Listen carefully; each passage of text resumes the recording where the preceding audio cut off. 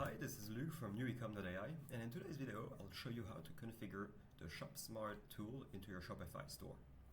So once you've installed the ShopSmart app from the Shopify Store, you'll go to configuration, and there are 5 easy steps, and this will allow to have the Shopify tool onto your store. So the first step is run data. This will be automatically populated based on the information from your store. But essentially here, what it does is it provides data to the AI to understand your value proposition and what you're selling to make better recommendations to your customers. You can always edit or add any information, and essentially the more information there is, the better. The second step is the catalog sync.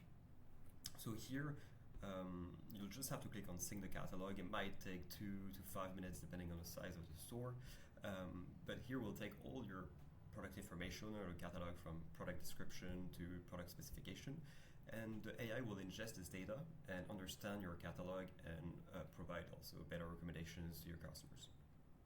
The third step is whitelist your domain. This is also a simple step, and this basically allows the ShopSmart tool to be on your store.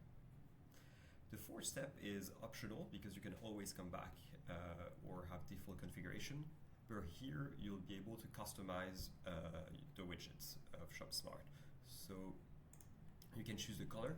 So here the primary color is greenish.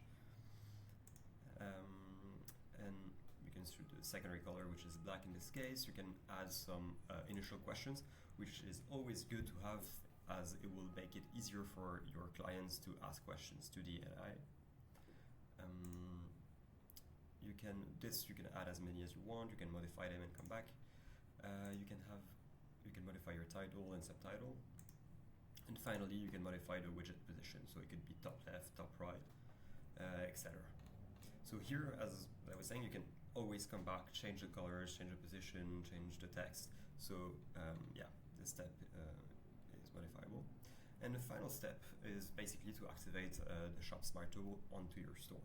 So to do that, you go to your Google Tag Manager workspace. You create a new tag.